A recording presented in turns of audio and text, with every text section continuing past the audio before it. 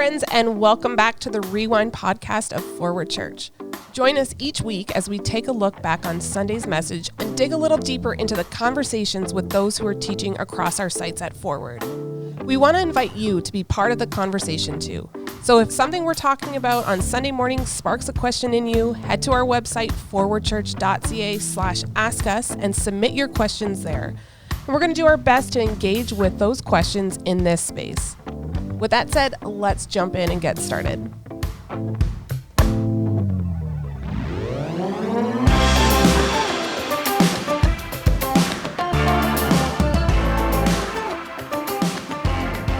It is good to be back with you, friends. This is Andrew Nunn, your podcast host and student ministry pastor here at Forward. And joining me today is our teacher for this past week, our teaching pastor, Steve Adams. Now, Steve, I've been away for a couple of weeks. You've still been doing the podcast preaching thing. Mm-hmm. Give me something exciting that's happened in the last couple of weeks because I've been away. Oh, well, like in my own life or just... In the world. I was just you totally heard there was an explosion in Beirut, I guess. You heard I that did. part. Yeah. I'm friends with Mike and Liz, so I did hear that. So, just enjoying the summer months. Of course, there's lots going on in our world, right? Mm-hmm. Lots of turmoil. We, of course, lived in Atlanta for 5 years, and, the COVID-19 Georgia thing has got, it's getting a lot of press, and the Gwinnett School District, which is the most populated school district in Georgia, which has had a lot of fanfare. Our kids actually attended that school district. So, wow. You just kind of watch those things and you kind of take it all in and try and figure out what's happening there. So, yeah, enjoying the summer. Yeah. And while your most public face is our teaching pastor, you also run our global outreach, and you've been... I do. Yeah. So that's, a lot of that has been uprooted in the last little while. We've got a family that's come home from Lebanon. In fact, I just, right before I came here, I was interacting with a guy from Lebanon who sent me a message and said, please come over, So we'll pray about that. I might go over. I don't know. So we'll see. Wow. Yeah. You are a man of many talents, Steve Adams. Well, I don't know about that. Master of none, probably. So.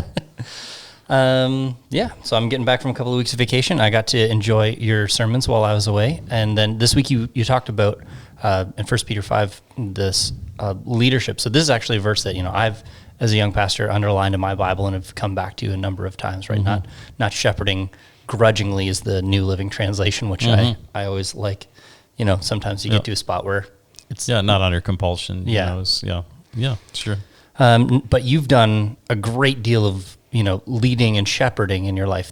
At this very church for over 12 years, missions agencies through the States and running your own business and that sort of thing. So you've got some leadership experience. Thinking specifically of ministry contexts and maybe even the pastoral shepherding role. Right. I'd love for you to share, what's the biggest joy of that, right? We're talking about not doing things grudgingly, but there's a great side of ministry. So what would you say is your greatest joy as a pastor? Sure. I think as a pastor, it's being able to minister people in really difficult times. And, often people think, the greatest experience for a pastor is a wedding, and it's a wonderful experience. But I actually always gravitated more to funerals because people's equilibrium is so destroyed at the time of death, and it gives you an opportunity to have them reset their compass back to that which is so important. And years later, no one ever says to you, "Hey, thanks a lot for doing our wedding." But often years later, people say, "Hey, thanks for when my dad died or my husband died or whatever, our child died, and you really served us, and we were blessed by that." And so I think you have the opportunity to really make an impact in people's lives in the really deep valleys, times of despair and death and difficult times. And so in some odd way, that's a time that I have enjoyed. Yeah, that's even though it's not easy. Mm-hmm. So the shadow side of that is, what would you say is the most difficult part of being pastor? Now, you are no longer the lead pastor here, so you can speak with more candor than maybe you could have in days past. But what would you say is the most difficult part of leading a church and shepherding a church? Yeah, I think probably for me where the sadness comes from, and sadness has three sources, but we won't get into that right now. But I think pastoring, the sadness comes from when people spiritually shipwreck.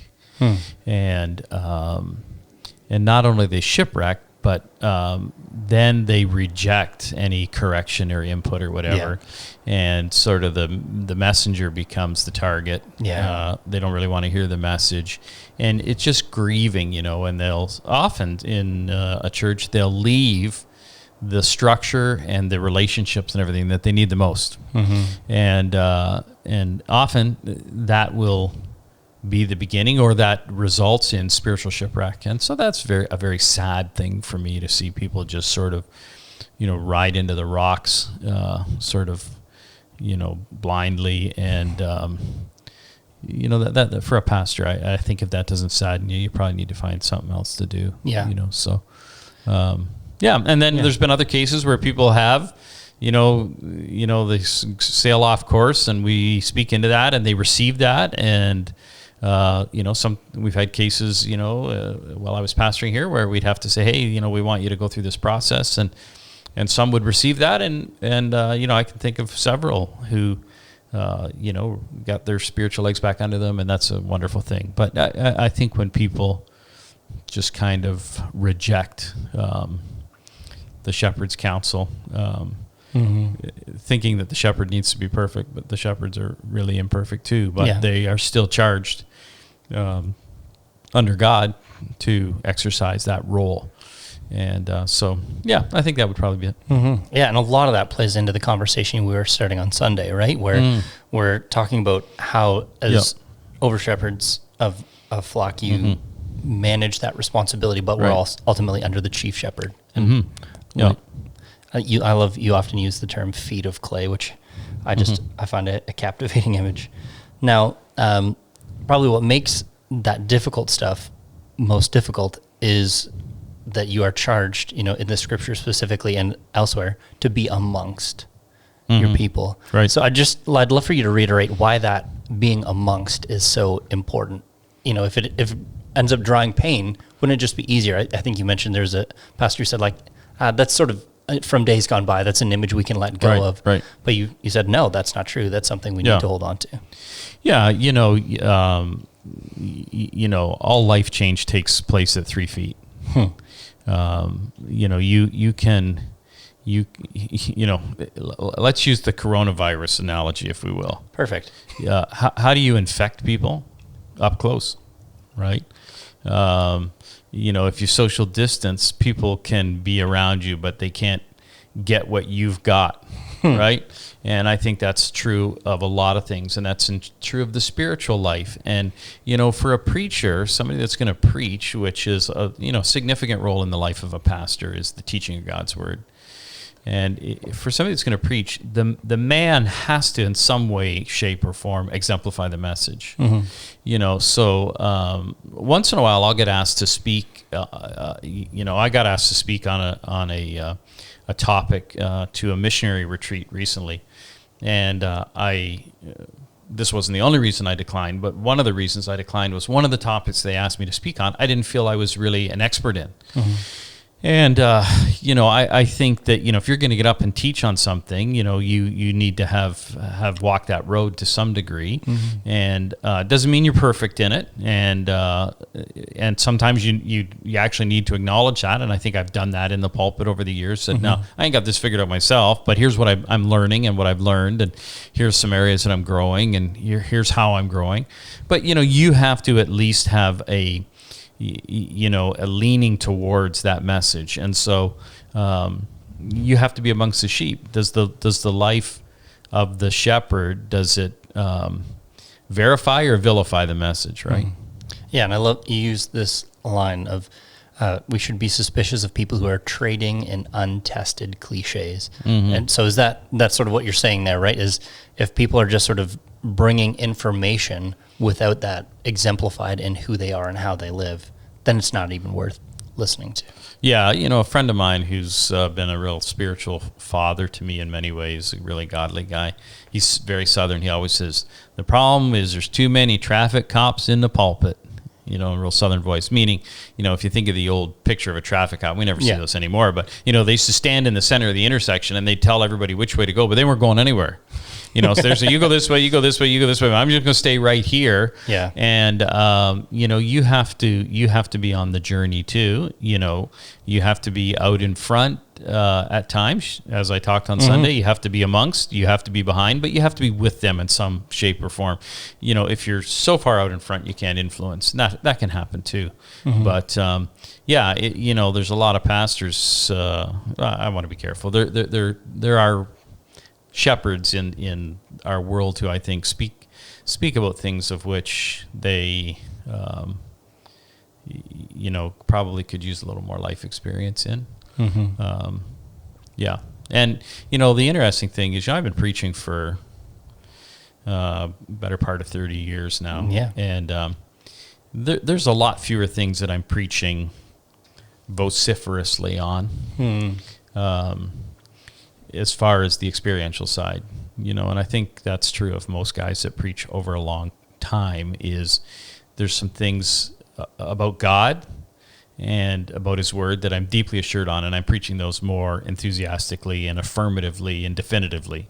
But as far as how that manifests itself in the Christian life, I think I'm experiencing more room and grace on some of those things. And I've talked to other pastors who have preached 30, 40, 50 years, and that tends, and I think that's a good thing. Yeah. It's a growing thing. Anyway. Yeah, and I think, a lot of what we're talking about here, you mentioned, you can't examine the life of your favorite online preacher, right? Like, no. In a day of YouTube and podcasts and all that sort of stuff, like, I can listen to pretty much any sermon produced in North America for sure, in the West most likely, and around the world a lot of it, right? Like, we can consume, or we have more content than we could possibly ever consume.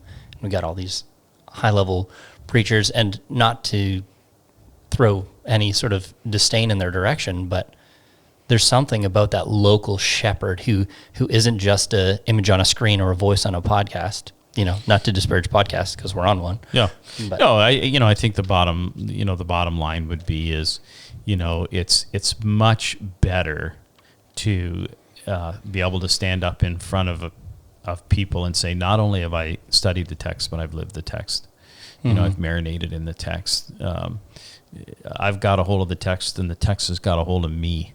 And I think when that happens, then there's a sincerity and a genuineness that can come out in the teaching of God's word. I mentioned on Sunday I've been around a lot of celebrity Christian leaders, and the fact of the matter is, God has given some of these people immense bandwidth. Yeah. A lot of bandwidth, and more than I would ever have, and probably more than I would deserve, and I would probably mess it up if I was given that kind of bandwidth. But having said that, when you see some of these people up close, they're just not as great as you think they are. You know what I mean? Like, they're just not as great as you think they are. And, I used to speak, several years ago. I was getting invited to do a lot more conference speaking, and I kind of backed away from that about 5 years ago, because I felt I needed to invest more time in my local flock, right? So I began to turn down a lot of those. I did a few, but I turned down a lot of them. But one of the things I would do when I would go and speak at a conference, I would say, please don't go back from this conference and tell your pastor, that this guy at the conference, he preached really well, because I just brought my 5 best messages. And, I'm talking on being kind. And guess what? You're going to think I'm kind because you're only going to be with me this weekend or this week. But, there's times when I'm a jerk and I'm not kind, and it's sin. And so when you get back, you just love your pastor, and you let him know how much you love and appreciate him, because he's amongst you. And as I said on Sunday, you see his feet of clay at eye level because you've propped him up as your pastor, right? And so I think we just have to be reasonable and understand that when we get these curated images of leaders, that we don't hold that up against those leaders who live amongst us, and who we do see their flaws, and I've got plenty of them, right? So I just think we have to be cautious about that. So and I think when we live in an Instagram sort of culture, that's not just a church leadership thing. That's just a life thing, right? Even I don't imagine you have Instagram, Steve. Yeah, I'm not a huge social media guy. It's funny. A man just befriended me on Facebook, and he said, "I can't wait to read your posts." And I said, "You're going to be woefully disappointed, Yeah, man. there's like 3 a year. Because this is like this is like the second of 3 that I'll do this year, and it's Right. responding to you kind of thing." So, I know other people do a lot more of that. It's just, we're all different. But all that to say, like, you can follow somebody, a pastor or a person on social media, and you get that curated, here's the like highlight reel of my existence. But there is another side to it. One of a well-known Christian leader, I don't have to mention who it is, had just posted a picture on Instagram, and now he's probably decimated his ministry. Now, was it a very unwise picture? Yeah, I think it was. And I think it was an unwise situation.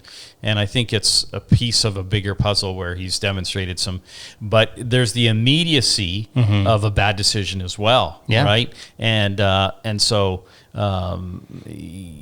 something that might have been done at a party with 15 people, and afterwards you'd say, "Oh man, I probably shouldn't have said that," or done that. It was a bit, silly, or maybe just not appropriate, or whatever.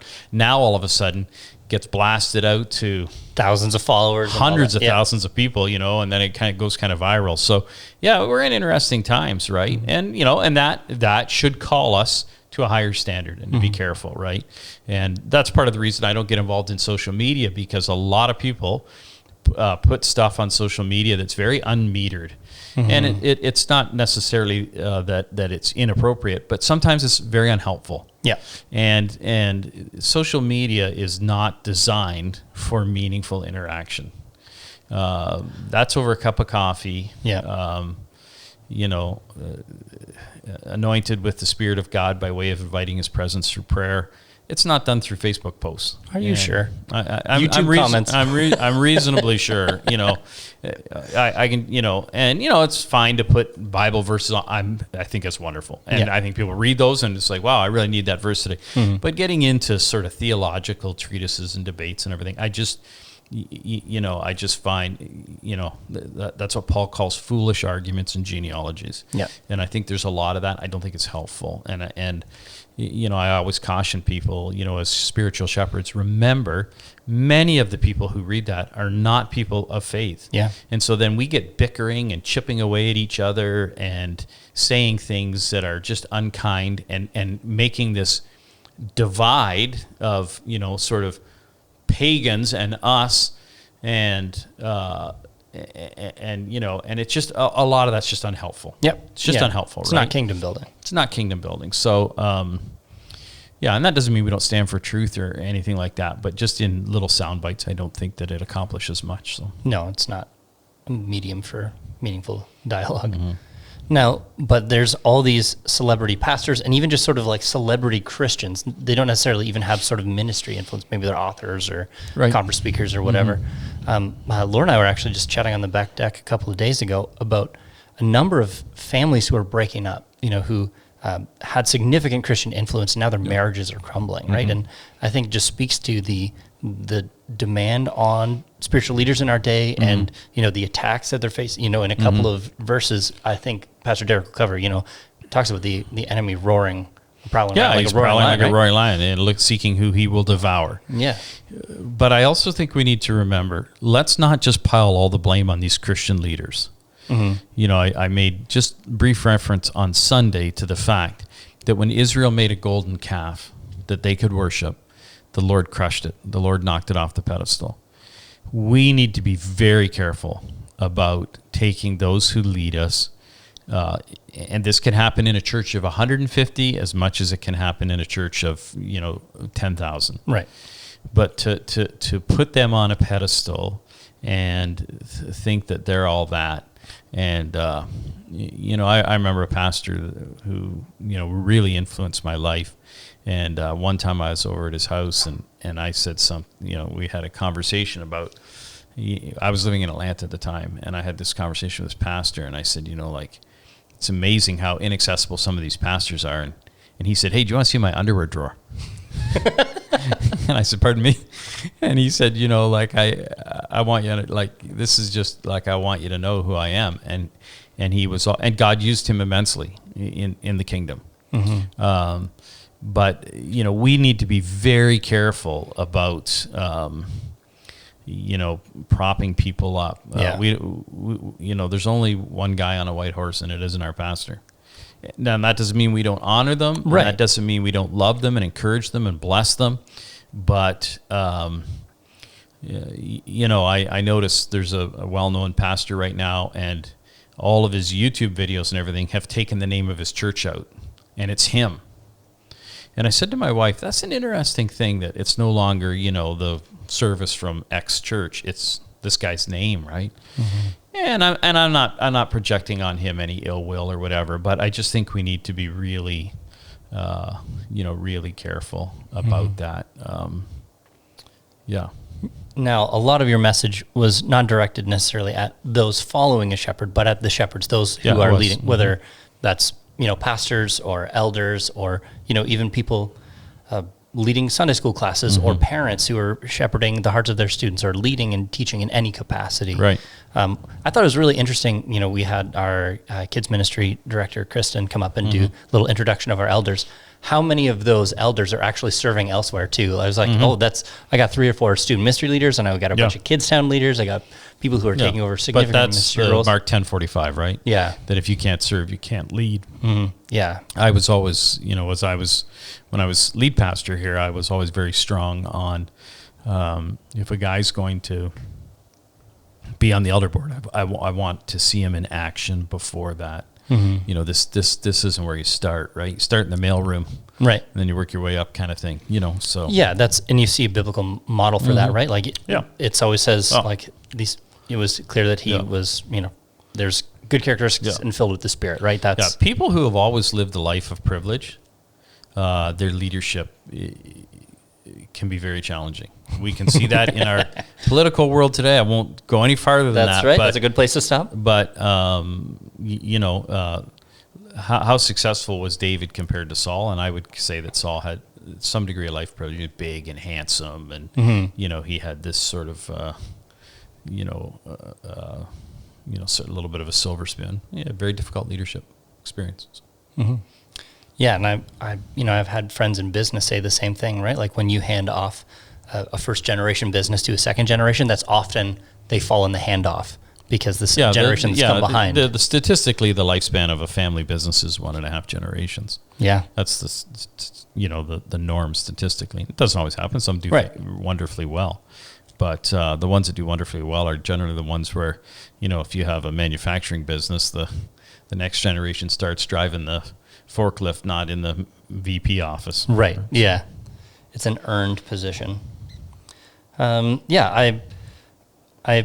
trying to direct our conversation more back to where you were, because I think, somebody who's got, decades and decades of leadership experience, you can speak into this. So I'm assuming a lot of your sermon was built out of not just the text, like primarily the text, but also lived experience and learnings from your life. I loved the Venn diagram that you had of wisdom, power, and influence, and how you said, we got to have all 3 of these things, and there's people who have leanings. I was looking at my own life and leadership, and I'm definitely an influence strong, and then a wisdom would be sort of like my 1 and 2, and then power, something I lean away from, and just wondered if you could identify, of those 3 things, what's your natural leaning in that?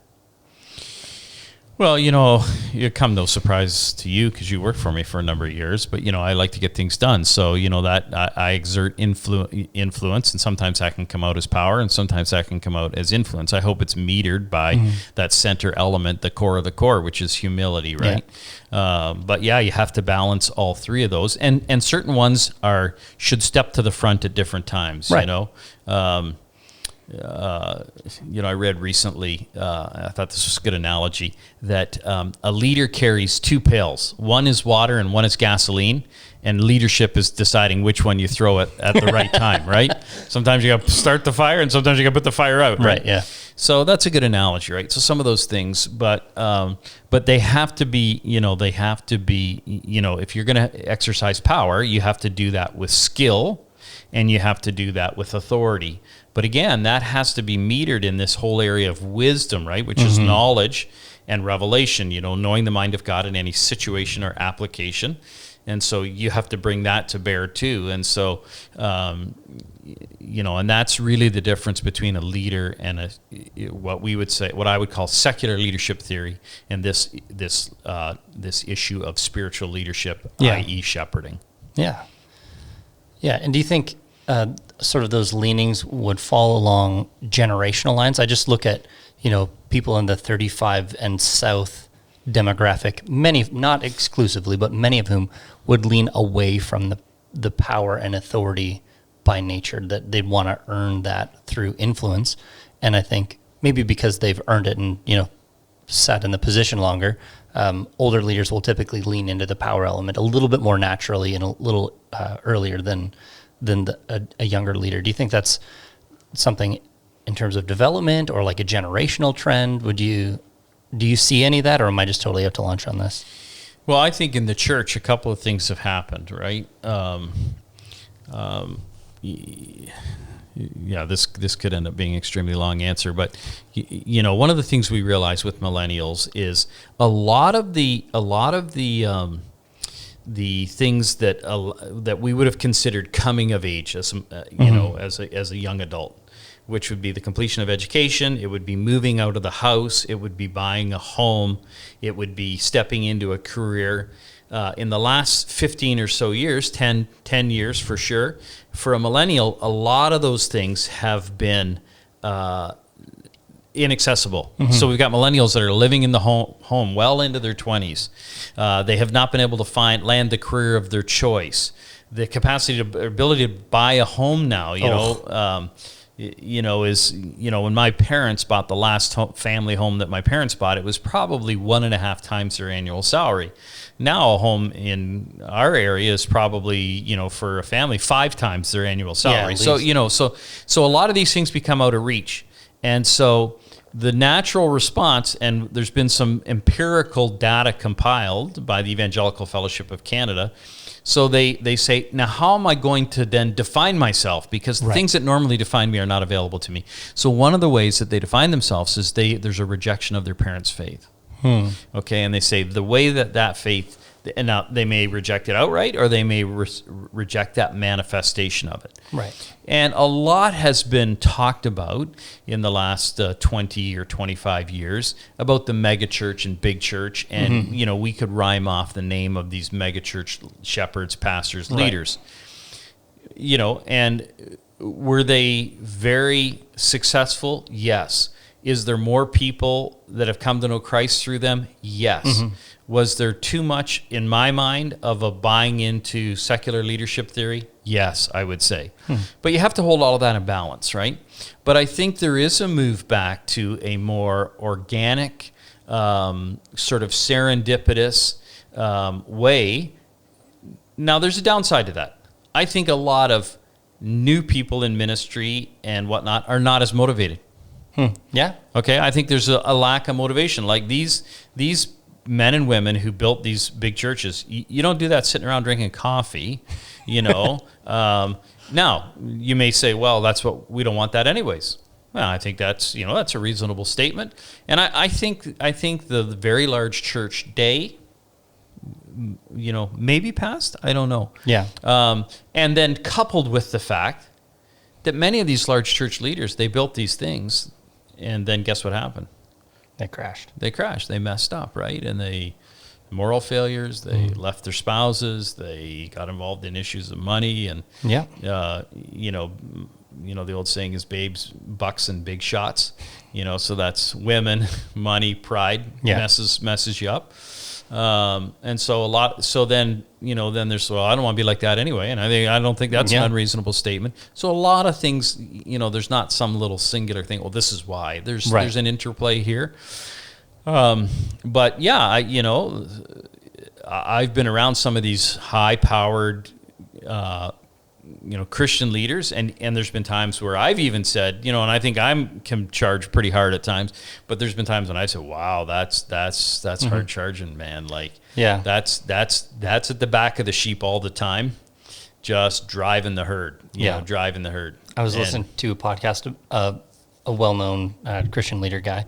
He talked about how he had to be so efficient that he literally had a life coach calculate which route he took to the refrigerator in the morning to get his breakfast and stuff like that. I'm like, how like there's no room for Yeah. the movement of the Spirit if like you're literally like I have to count out the number of steps that I take to go get my breakfast in the morning, and that's the Well, space have. I served under a leader many years ago, Christian leader, immensely gifted, maybe one of the most gifted men I've ever met. Very clever, gifted evangelist. I mean, really gifted evangelist.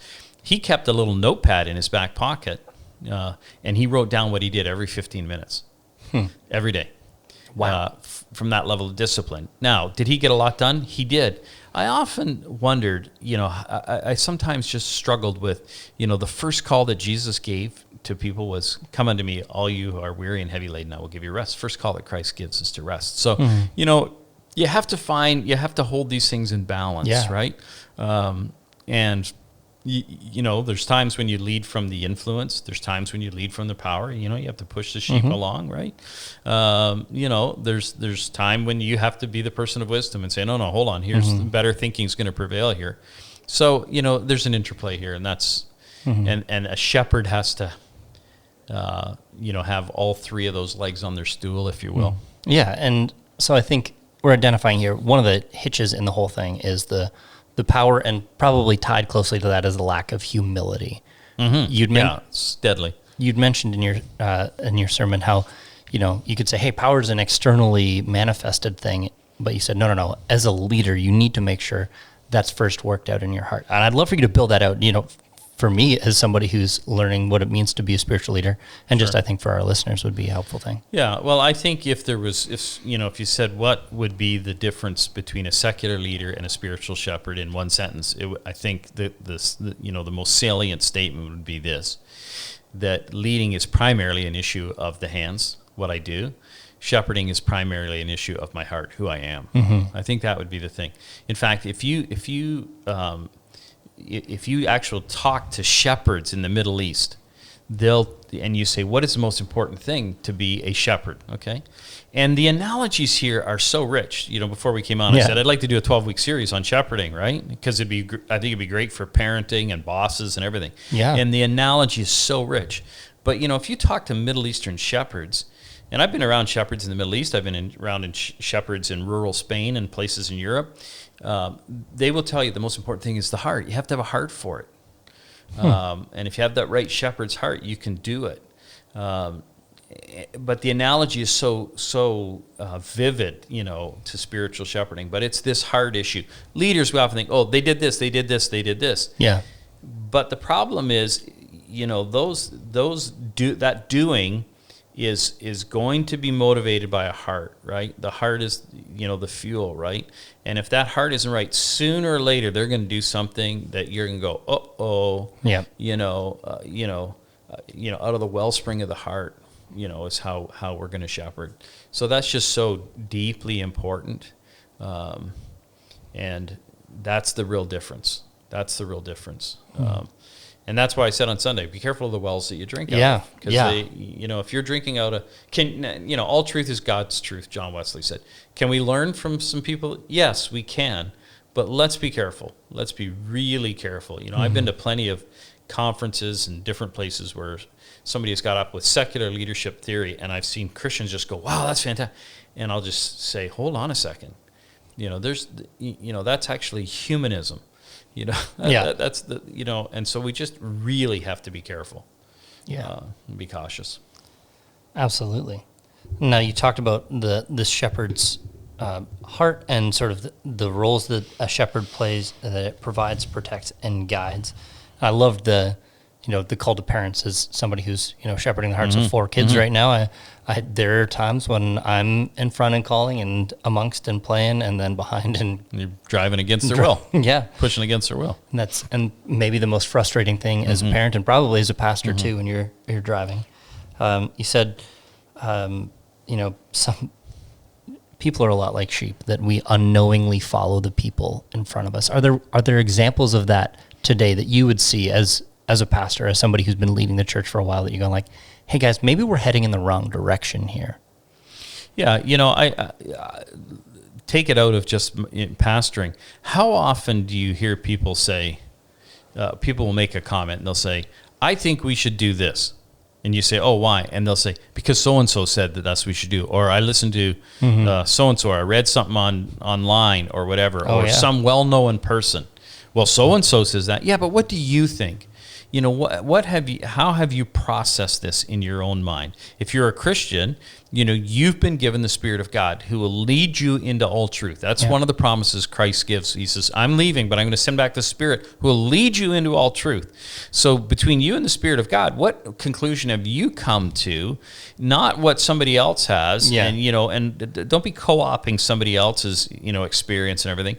That's the danger, you know, if you want to take that at the highest spiritual level, that's the danger of people saying, you know, of rejecting Christian faith based on their brother-in-law said that there's flaws in the Bible, you know, like to me. Yeah, I've had that conversation. Yeah, so, but I think that the issue is, you know, and, you know, as far as this whole idea of protecting, which we talked a bit about on Sunday, you know, what is the primary way that we protect people?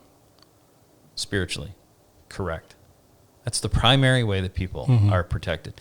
I would argue that societally, especially as parents, as parents, the primary way that people are protected is they're corrected. You know, if you know, how do you protect your kid?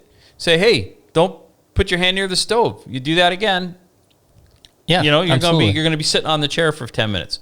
Well, why? Because if you put your hand on that burner, we're going to be in the emergency. You're not going to be happy. I'm not going to be happy. Nobody's going to be happy. It's going to be an unpleasant experience. The reason why so many people's lives are increasingly in shipwreck, and I look and I go, what in the world? Is because they have not had the protection of correction. And we've become more and more reticent at correction. And I know there's debate on corporal punishment and all that, and I'm not wanting to, but I'm saying that how you protect your kids and the next generation is through correction. Yeah, you know, and we've become woefully inadequate and lax with that, and I think we've lost our courage in that, and we're paying a price for that, a huge price. Now, does that lack of like, I'm just sort of thinking, you know, from what I've seen, I've only been involved in church leadership for about 15 years, so much less than you have.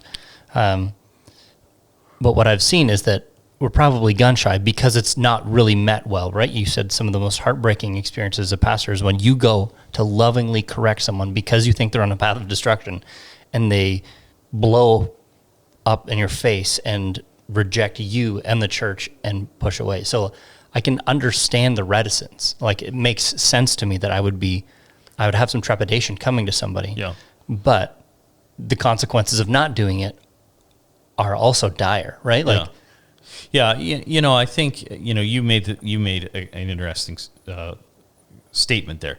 Lovingly correct. I think we are increasingly in a culture where I cannot deliver where people believe nothing that I can bring to you that doesn't fully align with the way you think and what you like cannot be brought in love. Right. I reject that. I reject that. Okay. But that's the way our culture. So if I don't believe in and align with any part of your life or the way you do things, the way you think, the way, you know, whatever that is, then I'm unloving. And I reject that. So, but that has the same with correction, right? You know, I cannot bring this to you loving because you're going to like this. Right. You know, and so, well, that wasn't very loving. Well, actually, yeah, you know, like, and I've actually said this on a number of occasions to people. I've said, listen, at the end of this meeting, you may, and in some cases this has come true, you may walk out of this meeting, out of my office, and you may be very angry with me, and you may walk out that door never to walk in this church again, or at least while I'm here, right, or while the current leadership's here, and you may be very agitated and exasperated and you infuriated, and that has come true. But I've said to them, I will feel more at ease about that than if I allow you to do this and I don't say anything.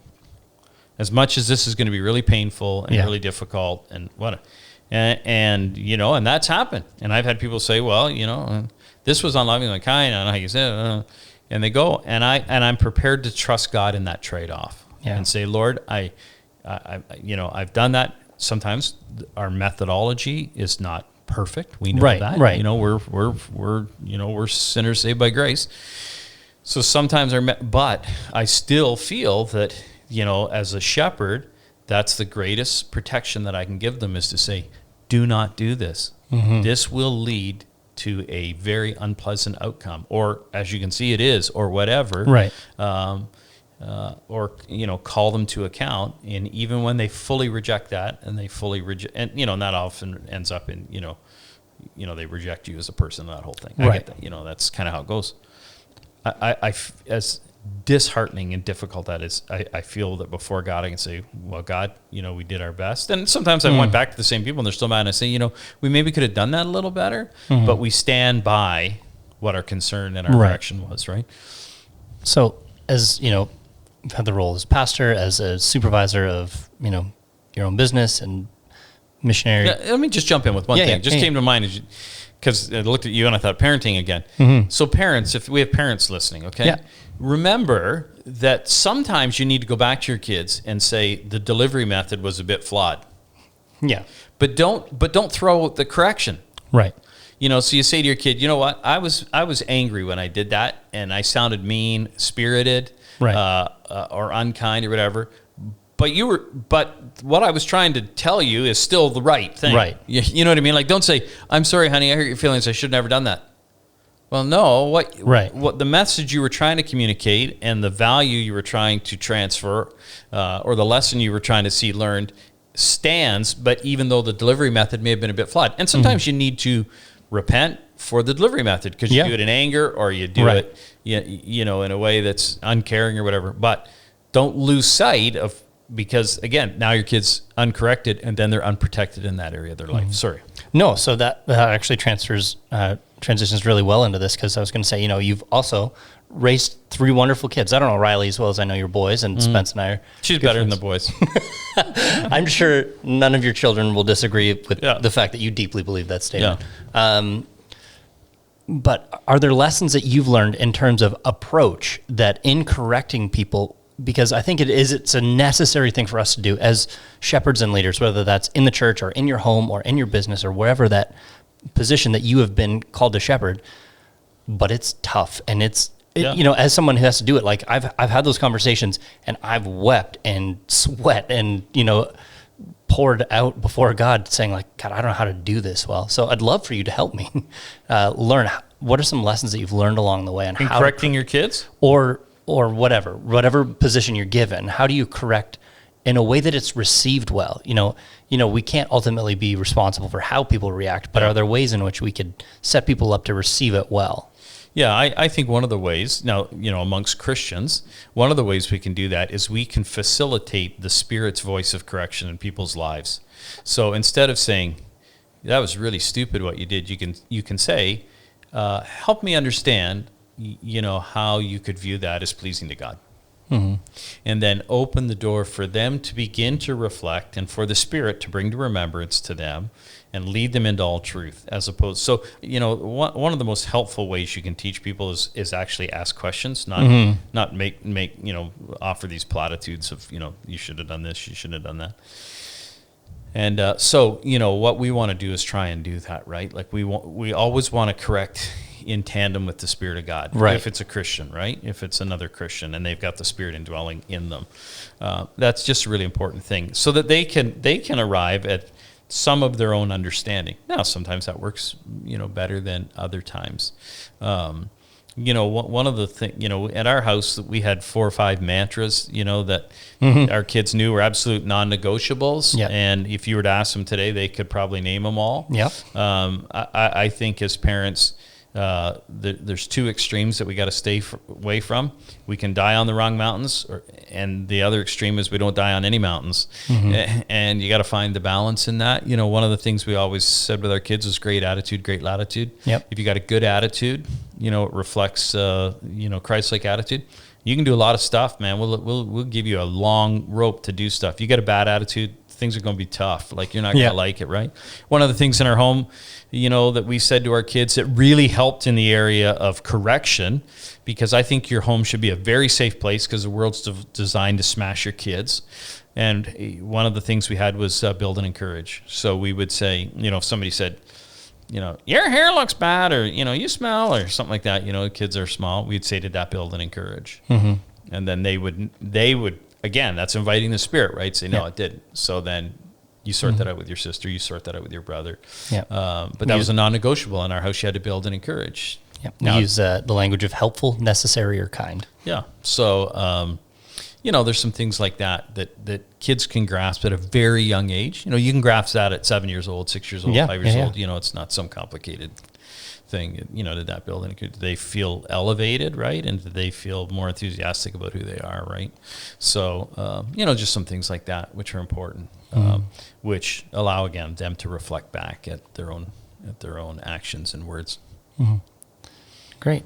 That's all I've got in terms of stuff from your sermon this past week, but wondered if there's any parting, again, you've got this wealth of knowledge of leadership. Is there any parting words that you want to say just to folks who are trying to shepherd, again, whether that's in a business or in their home with their own kids, or elders or pastors of churches that may be listening? Any final parting words to those who are shepherding today? Yeah, I think the final word I would get is, where does in the biblical analogy of shepherding, where does the shepherd shepherd? What's the workplace? And it's in the wilderness. It's in the wilderness. And if you ask most Canadians, okay, give me wilderness. You know what they'll say? Algonquin Park. I went up there canoeing. That's wilderness. No, that's actually not biblical wilderness. Biblical wilderness is desolate.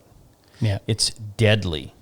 You get out, you leave Jerusalem, go south on the Jericho road, go past Jericho, you get into the Negev desert.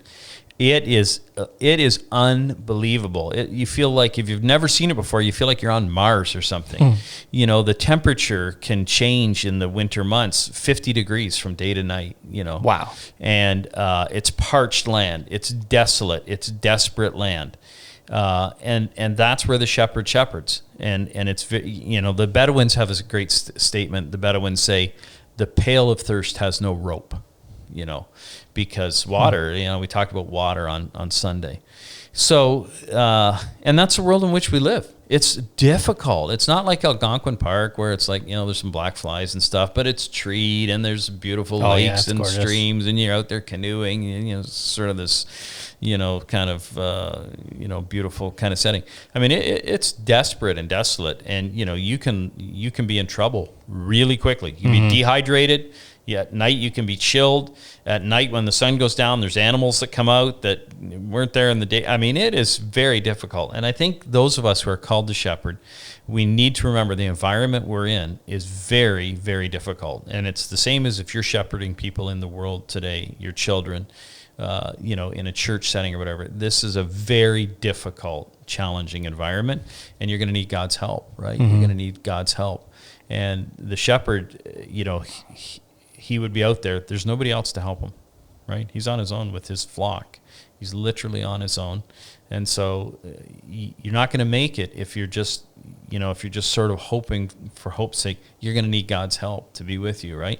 That's the beauty of the 23rd Psalm, is David fully understands the need for this over-shepherd as, right. That the Lord is my shepherd, and he brings some comfort, he brings some protection. He's overflowing because he knows all too well as a shepherd that on your own, it's egregiously hard, difficult. I mean, so I would just encourage people that you're going to need God's help if you're shepherding, and remember that this is a very difficult environment, and